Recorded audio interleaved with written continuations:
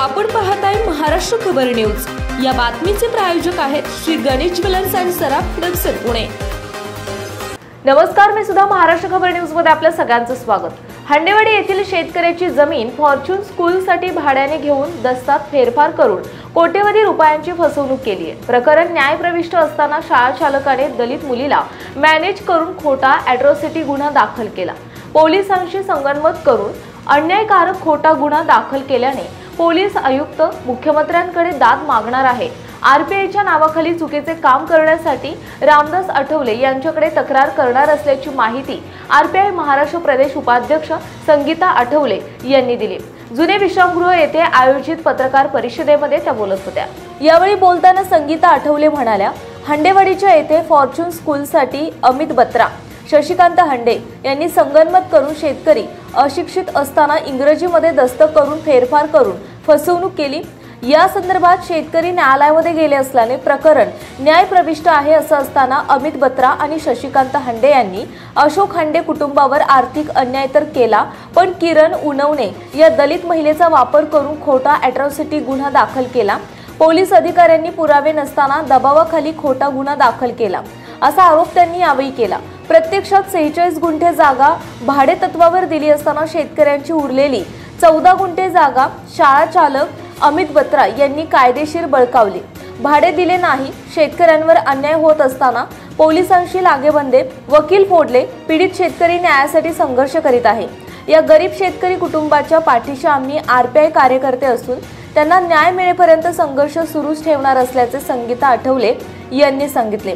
शाळेत शिपाई असलेल्या किरण उनवणे या तथाकथित दलित असल्याचे सांगून खोट्या तक्रारी दाखल करत आहे। प्रत्यक्षात जातीवाचक शिवीगाळ नाही, पुरावे नाहीत, पोलिसांनी खोटा अॅट्रॉसिटी गुन्हा दाखल केलाच कसा, असा सवाल संगीता आठवले यांनी केला। या विरोधात आवाज उठवणार असून दोषींवर कारवाई झाली पाहिजे अशी मागणी त्यांनी यावेळी केली। या संदर्भात पोलीस आयुक्तांना निवेदन दिले आहे। आरपीआयचे पदाधिकारी आर्थिक फायद्यासाठी या व्यावसायिकांना मदत करत आहेत। या विरोधात केंद्रीय मंत्री रामदास आठवले यांच्याकडे तक्रार करणार असल्याचे त्यांनी सांगितले। यावेळी मीनाताई गालते, मिनाज मेमन, अजित रमेश हंडे, अनिकेत अशोक हंडे, राजश्री अनिकेत हंडे, संगीता लांडगे, कविता झेंडे, शगुप्ता मेमन आदी उपस्थित होते। 1917 ला ऑक्टोबर महिन्यामध्ये शेतकऱ्यांनी अशोक हंडे, रमेश हंडे, सुरेश हंडे या तिघा भावांचा त्यांचा सातबारा, या सातबाऱ्यापैकी 46 गुंठे जागा अमित बत्रा फॉर्च्यूनर हायस्कूलला यांना देण्यात आली।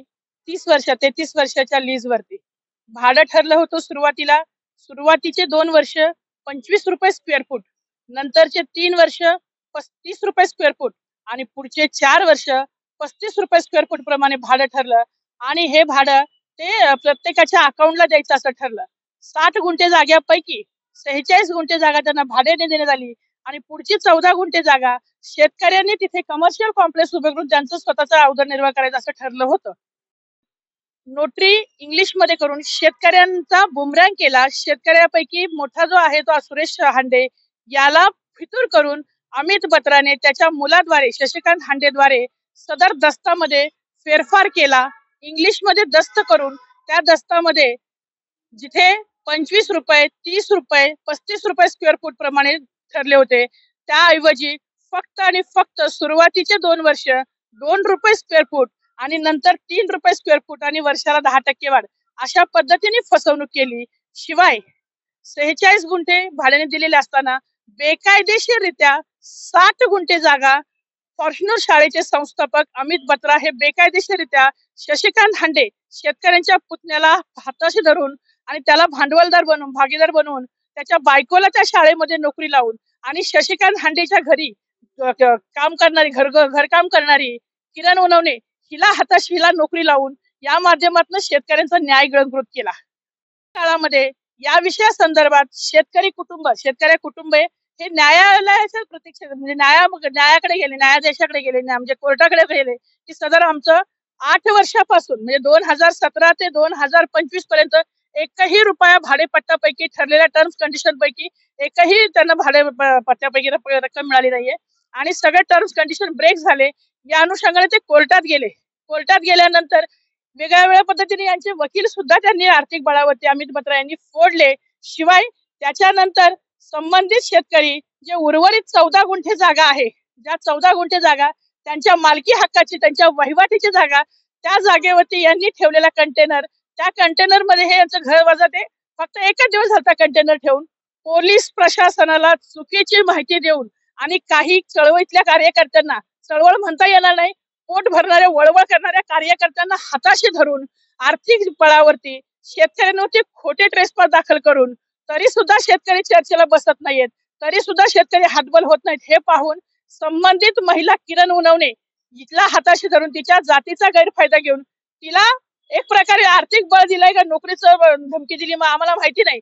तिच्या कार्यालयीन वेळेमध्ये तिने संबंधित शेतकऱ्यांच्या मुलीवरती, सुनावरती आणि बायकोवरती खोटा अॅट्रॉसिटीचा गुन्हा दाखल करून लिटरली या प्रकरणामध्ये शशिकला वाघमारे, ज्या आंबेडकरी चळवळीच्या कार्यकर्त्या म्हणतात, एका शेतकऱ्याच्या कुटुंबाला अटक करावं यासाठी मजूर अड्ड्यावरची गर्दी, 300-300 रुपये पगार देऊन गर्दी करून या शेतकऱ्यांच्या कुटुंबाला बदनाम करण्यासाठी, त्यांचं अटक करण्यासाठी पोलीस प्रशासनावरती ज्या पद्धतीनं ताकदीनं दबाव निर्माण करतायत, हे म्हणजे किळसवाणी आहे.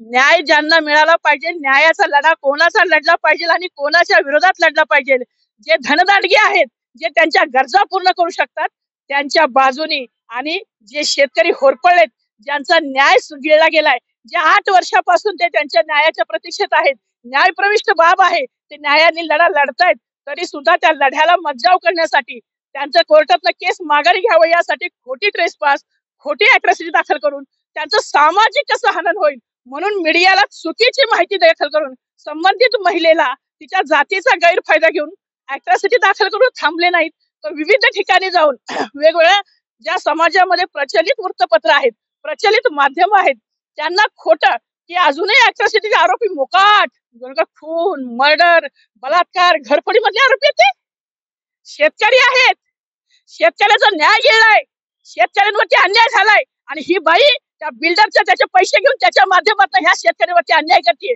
पोलिसांवरती दडपण आणते, पोलिसांवरती आम्ही आरोप करतोय. पोलिसांनी संबंधित कंटेनर जप्त करून आतापर्यंत आमच्या माहितीनुसार बघा, एखाद्या खुनामध्ये, मर्डरमध्ये, गुन्ह्यामधली वस्तू, अस्त्र, शस्त्र, वाहनं ही जप्त करून सील केली जातात कोर्टात दाखवण्यासाठी, पण पोलीस प्रशासनाने शेतकऱ्याचा कंटेनर उचलून नेला, पण तो कंटेनर पासपोर्ट व्हेरिफिकेशन डिपार्टमेंटचं ऑफिस म्हणून थाटले त्यांनी. कायद्याचा सन्मान करणारी माणसं आहोत आम्ही, संविधानिक काम करणारी माणसं आहोत. अॅट्रॉसिटी ऍक्ट खोटा गुन्हा दाखल झालाय, आम्ही तपासामध्ये पूर्णतः सहकार्य करतोय.